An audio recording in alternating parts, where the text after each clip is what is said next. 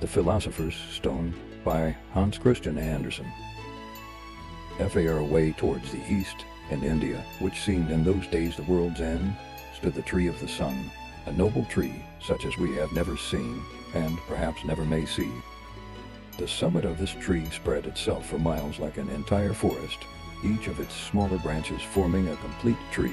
Palms, beech trees, pines, plane trees, and various other kinds, which are found in all parts of the world, were here like small branches shooting forth from the great tree, while the larger boughs, with their knots and curves, form valleys and hills clothed with velvety green and covered with flowers. Everywhere it was like a blooming meadow or a lovely garden. Here were birds from all quarters of the world assembled together, birds from the primeval forests of America, from the rose gardens of Damascus, and from the deserts of Africa, in which the elephant and the lion may boast of being the only rulers. Birds from the polar regions came flying here, and of course the stork and the swallow were not absent. But the birds were not the only living creatures. There were stags, squirrels, antelopes, and hundreds of other beautiful and light-footed animals here found a home. The summit of the tree was a wide-spreading garden, and in the midst of it, where the green boughs formed a kind of hill, stood a castle of crystal, with a view from it towards every quarter of heaven. Each tower was erected in the form of a lily, and within the stern was a winding staircase, through which one could ascend to the top and step out upon the leaves as upon balconies. The calyx of the flower itself formed a most beautiful, glittering, circular hall, above which no other roof arose, and the blue firmament, and the sun, and stars. Just as much splendor, but of another kind, appeared below, in the wide halls of the castle. Here, on the walls, were reflected pictures of the world, which represented numerous and varied scenes of everything that took place daily, so that it was useless to read the newspapers, and indeed there were none to be obtained in this spot. All was to be seen in living pictures by those who wished it, but all would have been too much for even the wisest man, and this man dwelt here. His name is very difficult. You would not be able to pronounce it, so it may be omitted. He knew everything that a man on earth can know or imagine. Every invention already in existence or yet to be was known to him, and much more. Still, everything on earth has a limit. The wise King Solomon was not half so wise as this man. He could govern the powers of nature and held sway over potent spirits. Even death itself was obliged to give him every morning a list of those who were to die during the day. And King Solomon himself had to die at last, and this fact it was which so often occupied the thoughts of this great man in the castle, on the tree of the sun. He knew that he also, however high he might tower above other men in wisdom, must one day die. He knew that his children would fade away like the leaves of the forest and become dust. He saw the human race wither and fall like leaves from the tree. He saw new men come to fill their places, but the leaves that fell off never sprouted forth again. They crumbled to dust or were absorbed into other plants. What happens to man, asked the wise man of himself, when touched by the angel of death? What can death be? The body decays, and the soul, yes. What is the soul, and whither does it go? To eternal life, says the comforting voice of religion. But what is this change? Where and how shall we exist? Above. In heaven, answers the pious man. It is there we hope to go. Above, repeated the wise man, fixing his eyes upon the moon and stars above him. He saw that to this earthly sphere above and below were constantly changing places, and that the position varied according to the spot on which a man found himself. He knew, also, that even if he ascended to the top of the highest mountain, which rears its lofty summit, on this earth, the air, which to us seems clear and transparent, would there be dark and cloudy. The sun would have a coppery glow, and send forth no rays, and our earth would lie beneath him wrapped in an orange-colored mist. How narrow are the limits which confine the bodily sight, and how little can be seen by the eye of the soul. How little do the wisest among us know of that which is so important to us all. In the most secret chamber of the castle lay the greatest treasure on earth, the book of truth. The wise man had read it through page after page. Every man may read in this book, but only in fragments. To many eyes the characters seem so mixed in confusion that the words cannot be distinguished. On certain pages the writing often appears so pale or so blurred that the page becomes a blank. The wiser a man becomes, the more he will read, and those who are wisest read most. The wise men knew how to unite the sunlight and the moonlight with the light of reason and the hidden powers of nature, and through this stronger light, many things in the pages were made clear to him. But in the portion of the book entitled Life After Death, not a single point could he see distinctly. This pained him. Should he never be able here on earth to obtain a light by which everything written in the book of truth should become clear to him? Like the wise King Solomon, he understood the language of animals and could interpret their talk into song, but that made him none the wiser. He found out the nature of plants and metals, and their power in curing diseases and arresting death, but none to destroy death itself. In all created things within his reach he sought the light that should shine upon the certainty of an eternal life, but he found it not. The book of truth lay open before him, but its pages were to him as blank paper. Christianity placed before him in the Bible the promise of eternal life, but he wanted to read it in his book, in which nothing on the subject appeared to be written. He had 5 children, 4 sons educated as the children of such a wise father should be, and a daughter, fair, gentle, and intelligent, but she was blind. Yet this deprivation appeared as nothing to her. Her father and brothers were outward eyes to her, and a vivid imagination made everything clear to her mental sight. The sons had never gone farther from the castle than the branches of the trees extended, and the sister had scarcely ever left home. They were happy children in the home of their childhood, the beautiful and fragrant tree of the sun. Like all children, they loved to hear stories related to them, and their father told them many things which other children would not have understood. But these were as clever as most grown-up people are among us. He explained to them what they saw in the pictures of life on the castle walls, the doings of man, and the progress of events in all the lands of the earth. And the sons often expressed a wish that they could be present and take a part in these great deeds. Then their father told them that in the world there was nothing but toil and difficulty, that it was not quite what it appeared to them as they looked upon it in their beautiful home. He spoke to them of the true, the beautiful, and the good, and told them that these 3 held together in the world, and by that union they became crystallized into a precious jewel, clearer than a diamond of the first water, a jewel whose splendor had a value even in the sight of God, and whose brightness all things are dim. This jewel was called the Philosopher's Stone. He told them that, by searching, man could attain to a knowledge of the existence of God, and that it was in the power of every man to discover the certainty that such a jewel as the Philosopher's Stone really existed. This information would have been beyond the perception of other children, but these children understood, and others will learn to comprehend its meaning after a time. They questioned their father about the true, the beautiful, and the good, and he explained it to them in many ways. He told them that God, when he made man out of the dust of the earth, touched his work 5 times, leaving 5 intense feelings, which we call the 5 senses. Through these, the true, the beautiful, and the good are seen, understood, and perceived, and through these they are valued, protected, and encouraged. 5 senses have been given mentally and corporeally, inwardly and outwardly, to body and soul. The children thought deeply on all these things, and meditated upon them day and night. Then the eldest of the brothers dreamt a splendid dream. Strange to say, not only the second brother, but also the third and fourth brothers all dreamt exactly the same thing, namely, that each went out into the world to find the Philosopher's Stone.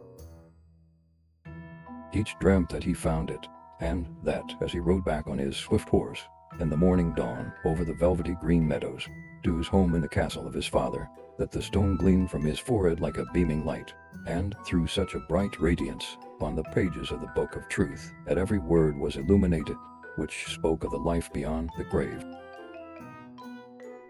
But the sister had no dream of going out into the wide world. It never entered her mind. Her world was her father's house.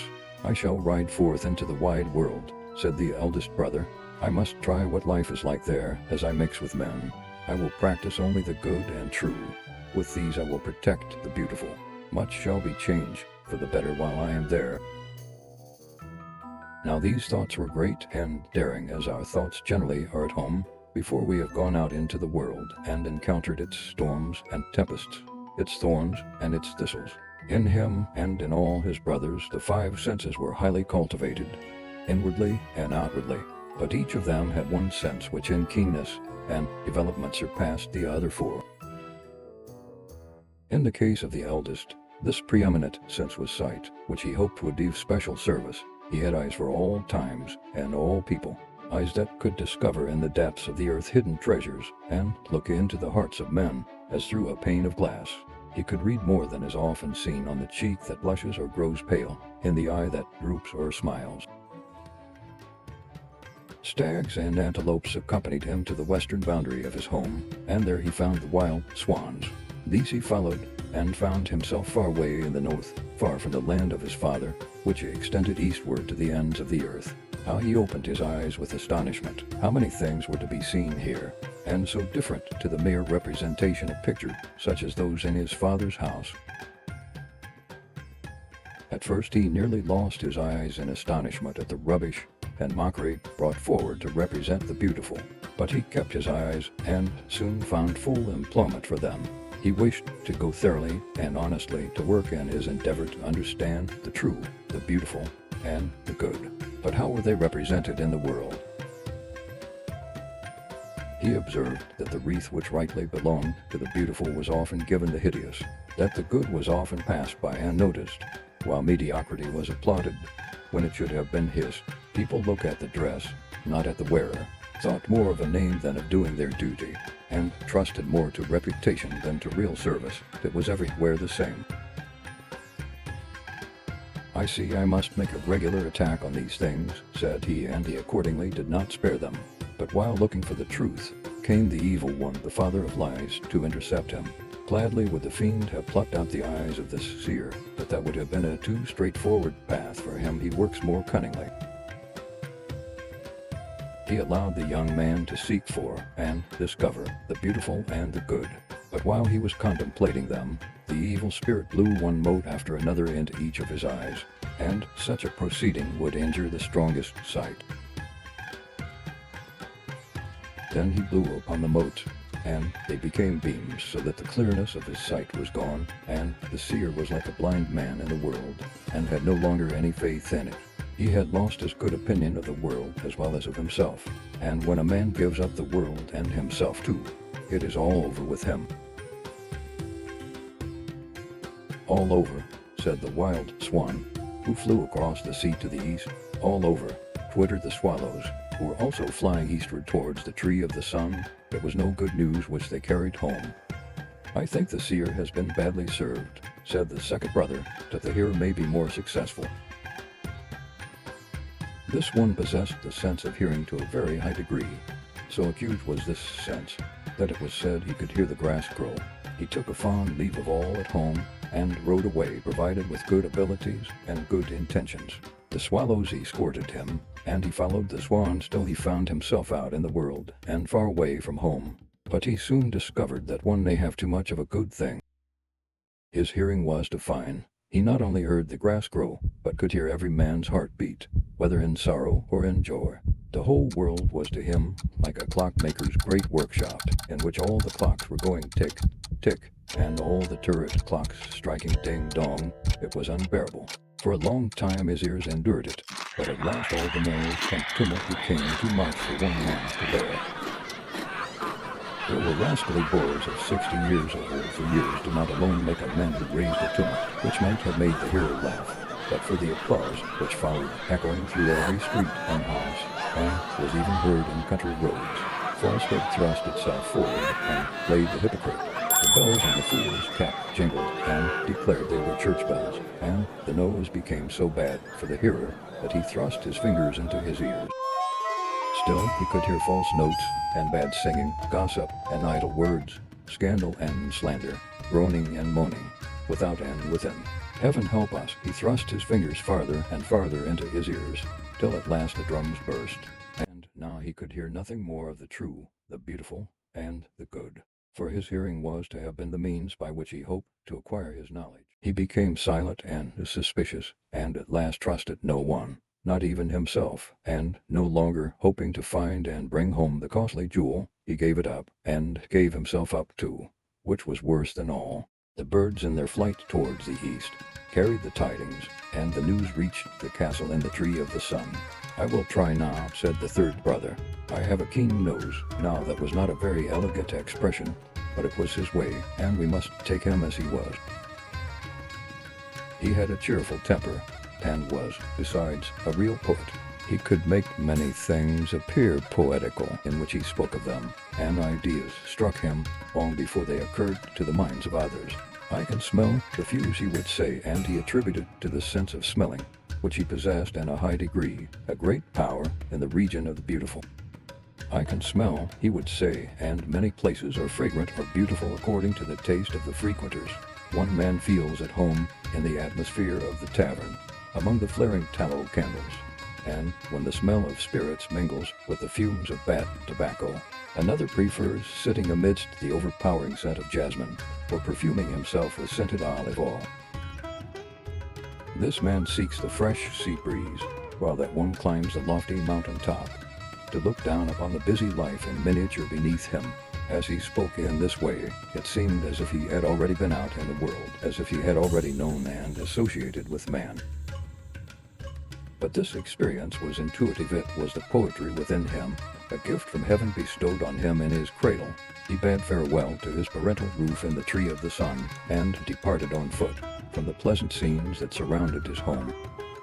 Arrived at its confines, he mounted on the back of an ostrich, which runs faster than a horse, and afterwards, when he fell in with the wild swans, he swung himself on the strongest of them, for he loved change, and away he flew over the sea to distant lands, where there were great forests, deep lakes, lofty mountains, and proud cities. Wherever he came, it seemed as if sunshine traveled with him across the fields, for every flower, every bush exhaled a renewed fragrance, as if conscious that a friend and protector was near, one who understood them and knew their value. The stunted rosebush shot forth twigs, unfolded its leaves, and bore the most beautiful roses. Every one could see it, and even the black, slimy wood snail noticed its beauty. "I will give my seal to the flower," said the snail. "I have trailed my slime upon it. I can do no more. Thus it always fares with the beautiful in this world," said the poet. And he made a song upon it, and sung it after his own fashion, but nobody listened. Then he gave a drummer tuppence, and a peacock's feather, and composed a song for the drum, and the drummer beat it through the streets of the town. And when the people heard it, they said, "That is a capital tune." The poet wrote many songs about the true, the beautiful, and the good. His songs were listened to in the tavern, where the tallow candles flared, in the fresh clover field, in the forest, and on the high seas. And it appeared as if this brother was to be more fortunate than the other two. But the evil spirit was angry at this. So he set to work with soot and incense, which he can mix so artfully as to confuse an angel, and how much more easily a poor poet. The evil one knew how to manage such people. He so completely surrounded the poet with incense that the man lost his head, forgot his mission and his home, and at last lost himself and vanished in smoke. But when the little birds heard of it, they mourned, and for 3 days they sang not one song. The blackwood snail became blacker still, not for grief, but for envy. "They should have offered me incense," he said, "for it was I who gave him the idea of the most famous of his songs, the drum song of the way of the world, and it was I who spat at the rose. I can bring a witness to that fact." But no tidings of all this reached the poet's home in India. The birds had all been silent for 3 days, and when the time of mourning was over, so deep had been their grief, that they had forgotten for whom they wept. Such is the way of the world. "Now I must go out into the world, and disappear like the rest," said the fourth brother. He was as good-tempered as the third, but no poet, though he could be witty. The 2 eldest had filled the castle with joyfulness, and now the last brightness was going away. Sight and hearing have always been considered 2 of the chief senses among men, and those which they wish to keep bright. The other senses are looked upon as of less importance, but the younger son had a different opinion. He had cultivated his taste in every way, and taste is very powerful. It rules over what goes into the mouth, as well as over all which is presented to the mind.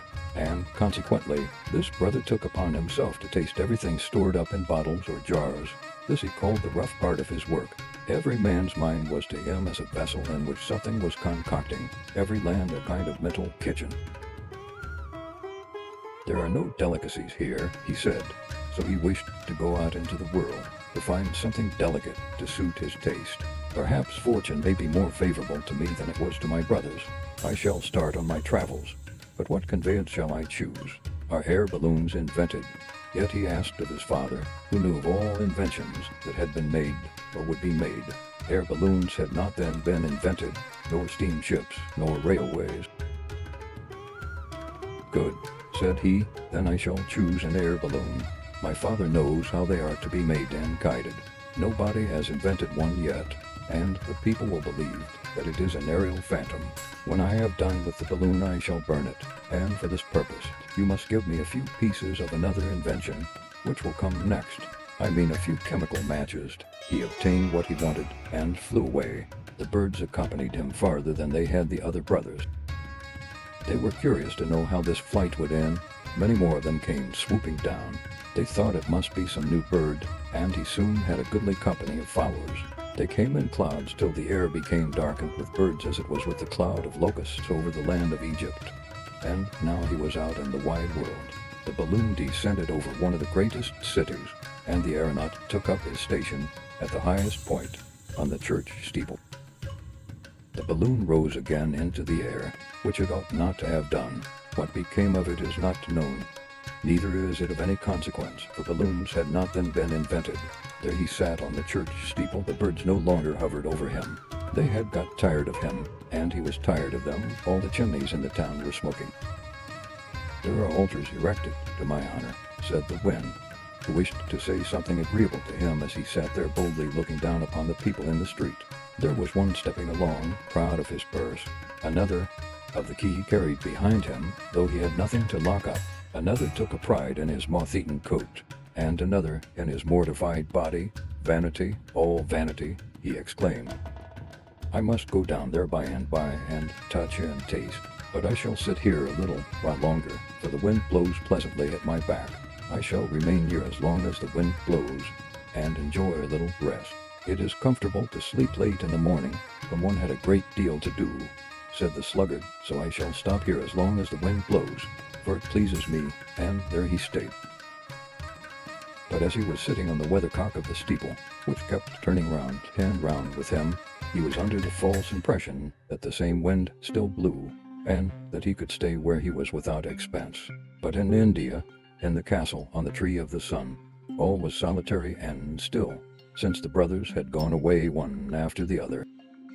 Nothing goes well with them, said the father. They will never bring the glittering jewel home. It is not made for me. They are all dead and gone. Then he bent down over the book of truth, and gazed on the page on which he should have read of the life after death, but for him there was nothing to be read or learned upon it. His blind daughter was his consolation and joy. She clung to him with sincere affection, and for the sake of his happiness and peace she wished the costly jewel could be found and brought home. With longing tenderness she thought of her brothers. Where were they? Where did they live? How she wished she might dream of them. But it was strange that not even in dreams could she be brought near to them.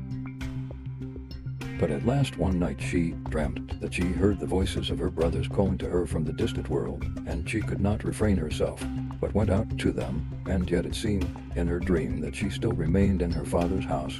She did not see her brothers, but she felt as it were a fire burning in her hand, which, however, did not hurt her, for it was the jewel she was bringing to her father.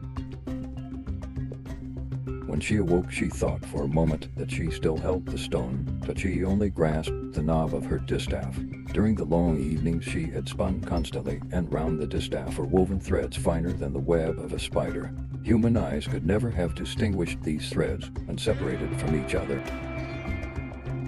But she had wetted them with her tears, and the twist was as strong as a cable. She rose with the impression that her dream must be a reality, and her resolution was taken. It was still night, and her father slept. She pressed a kiss upon his hand, and then took her distaff and fastened the end of the thread to her father's house. But for this, blind as she was, she would never have found her way home again. To this thread she must hold fast, and trust not to others or even to herself. From the tree of the sun she broke for leaves, which she gave up to the wind and the weather that they might be carried to her brothers as letters and a greeting, in case she did not meet them in the wide world. Poor blind child, what would become of her in those distant regions? But she had the invisible thread, to which she could hold fast, and she possessed a gift which all the others lacked. This was a determination to throw herself entirely into whatever she undertook, and it made her feel as if she had eyes even at the tips of her fingers, and could hear down into her very heart. Quietly she went forth into the noisy, bustling, wonderful world, and wherever she went the skies grew bright, and she felt the warm sunbeam, and a rainbow above in the blue heavens seemed to span the dark world. She heard the song of the birds, and smelt the scent of the orange groves and apple orchard so strongly that she seemed to taste it. Soft tones and charming songs reached her ear, as well as harsh sounds and rough words, thoughts and opinions in strange contradiction to each other. Into the deepest recesses of her heart penetrated the echoes of human thoughts and feelings. Now she heard the following words sadly sung: "Life is a shadow that flits away in a night of darkness and woe, but then would follow brighter thoughts. Life has a rose's sweet perfume with sunshine, light, and joy. And if one stanza sounded painfully, each mortal thinks of himself alone, is a truth, alas, too clearly known. Then, on the other hand, came the answer: love, like a mighty flowing stream, fills every heart with its radiant gleam." She heard indeed such words as these: "In the pretty turmoil here below, all is a vain and paltry show." Then came also words of comfort: "Great and good are the actions done, by many whose worth is never known, and if sometimes the mocking strain reach her, why not join in the jesting cry that contemns all gifts from the throne on high?" In the blind girl's heart a stronger voice repeated: "To trust in thyself, and God is best, and his holy will forever to rest." But the evil spirit could not see this, and remain contented. He has more cleverness than 10,000 men, and he found means to compass his end. He betook himself to the marsh, and collected a few little bubbles of stagnant water. Then he uttered over them the echoes of lying words that they might become strong. He mixed up together songs of praise with lying epitaphs, as many as he could find, boiled them in tears shed by envy, put upon them rouge which he had scraped from faded cheeks, and from these he produced a maiden, in form and appearance like the blind girl, the angel of completeness, as men called her. The evil one's plot was successful. The world knew not which was the true, and indeed how should the world know? To trust in thyself, and God is best, in his holy will forever to rest. So sung the blind girl in full faith. She had entrusted the green leaves from the tree of the sun to the wind as letters of greeting to her brothers, and she had full confidence that the leaves would reach them. She fully believed that the jewel which outshines all the glories of the world would yet be found, and that upon the forehead of humanity it would glitter even in the castle of her father. "Even in my father's house," she repeated. "Yes, the place in which this jewel is to be found is earth, and I shall bring more than the promise of it with me. I feel it glow and swell more and more in my closed hand. Every grain of truth which the keen wind carried up and whirled towards me I caught and treasured. I allowed it to be penetrated with the fragrance of the beautiful, of which there is so much in the world, even for the blind. I took the beatings of a heart engaged in a good action, and added them to my treasure. All that I can bring is but dust. Still, it is a part of the jewel we seek, and there is plenty. My hand is quite full of it."